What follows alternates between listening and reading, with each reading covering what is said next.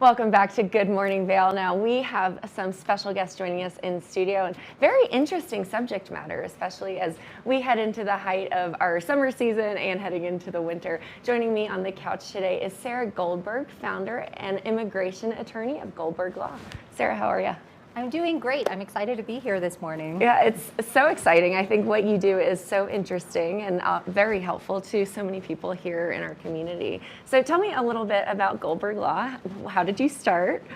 Yes. So I'm a product of the immigration story. My father is an immigration attorney in Houston, Texas, and then my mom is an immigrant. So on her side, I'm a first generation born American. And so I've had such a passion about learning about people from different cultures and communities.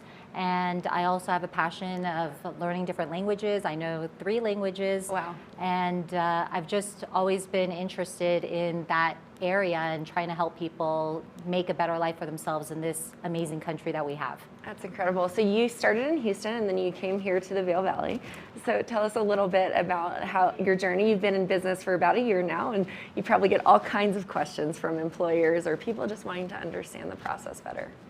Yes, I have a number of employers who will call me and they'll say, I really love this employee. I'd like to help him or her, and I don't really know where to start on that. Or I'll be told, this person has been here for decades. Can't we do something for them so that they can get the paperwork that they need to have a better life for themselves? And so I field lots of questions from employers about that because they're interested in the livelihood of their employees to make their lives better here. And by helping their employees, it also helps their business. Absolutely, and it is so important because tourism is a huge part of the local economy here, and we have wonderful immigrant workers that help us, keep things running, and you can just see it, especially in the quiet times, just to see the local community, and it's such a cool thing to see all of the different flavors that are here. So if you were to give advice, how do people start? If they're looking to you as an immigrant or as an employer, what would you typically do to start the process? Sure. Well, for an employer, sometimes the employer will say, I'm a U.S. worker, I'm a U.S. citizen, I have my own business, this person has been with me for 20 years, I'd like to help him get a green card, get permanent residence. And so I will then start asking the employer certain questions about the immigrant. Sometimes that employer knows the answer, sometimes the employer doesn't, because they don't want to get so deep into that personal level with the employee. So at that point, then I'll just say, let's have a consultation either with the employer and the employee or with the employee on their own so that that employee can feel comfortable enough to communicate with me about where did that person come from? How did they get here? What year did they come? Did they come with a visa or not? And these are really important questions to try to field and navigate to assist that person in getting the proper paperwork they need to lawfully live and work here. Amazing. And it's probably not one story is the same. So you probably are navigating all kinds of situations and really thinking on your feet every single day. Oh, that's for sure. I think that we're very blessed if you're born in the United States and you have that U.S. passport. Many times we don't even think about traveling to a different country. We can just go without even applying for a visa in order to enter. But especially folks from Latino countries or from many countries around the world, they can't just access the United States with their own passport. They need to apply for a visa, which is very difficult to obtain, which is why many folks end up just crossing the border without a visa and start making roots here. Absolutely. And so then that ends up being challenging for them to live here lawfully. So it's definitely very interesting because people come here with all sorts of stories and backgrounds, and whether it's traveling by foot from foreign countries into the United States, and they bring all sorts of life situations that I can't even imagine occur to them, but they have this drive to want to make a better life for themselves here and to work and improve the community in which they're at. Absolutely, and making a better life for themselves and their families. Now, children that are born in the U.S. don't necessarily guarantee citizenship. So tell me a little bit more about that, and it does not provide any immunity as well. That's correct. So the term is called anchor baby, meaning that sometimes individuals think that when they have a U.S. citizen child born here, which is again an amazing gift that America provides, because people who are born in other countries, sometimes they don't get the citizenship of that country. For example, I had a client who is Syrian, but he was born in the UAE. Well, he's never been to Syria, but because his parents were Syrian and he was born in the UAE, he still only has a Syrian passport, although he's never been there. Wow. While as Americans, if you are born in the United States on U.S. soil, you are a U.S. citizen. And sometimes individuals think that as an anchor baby, an individual, once you have a child here, that means you are guaranteed to be able to remain here. Unfortunately, that is not the case. And a lot of my clients, they like to make lots of babies.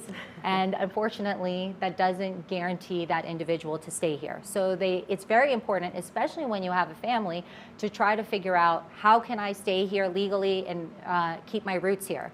Because I know I've got now 5 kids. Wow.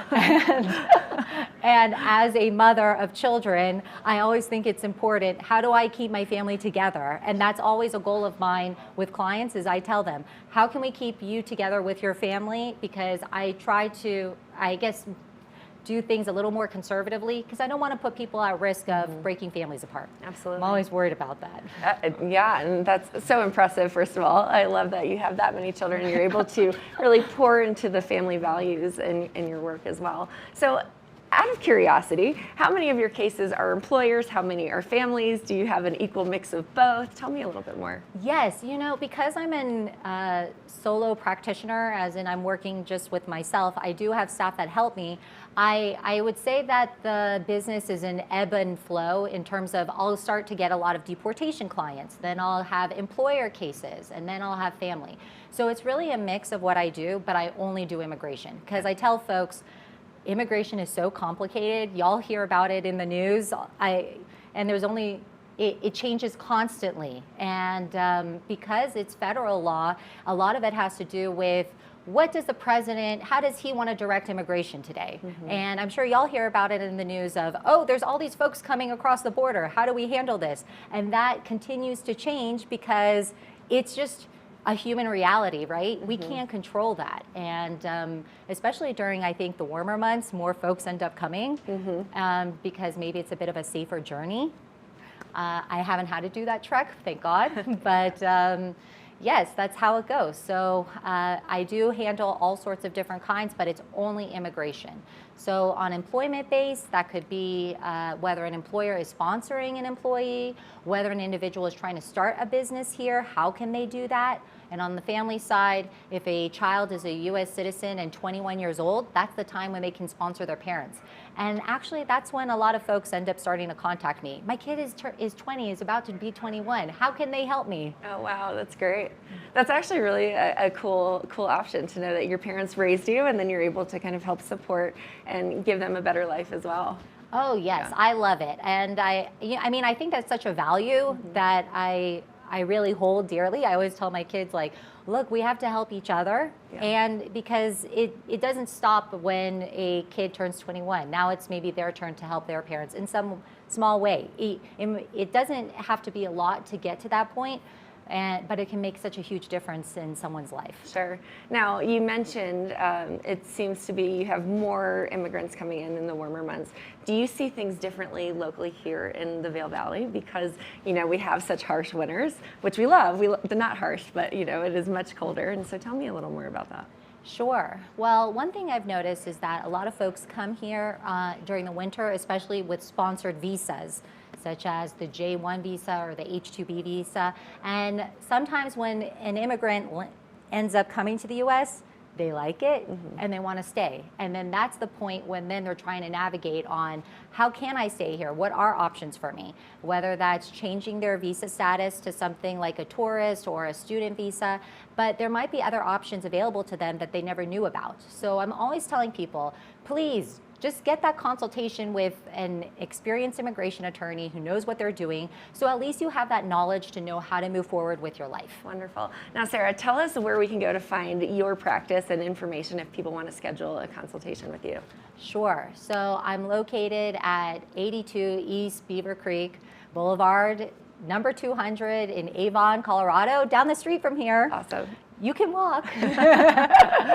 And my website is www.lawgoldberg.com, LAWGOLDBERG.com.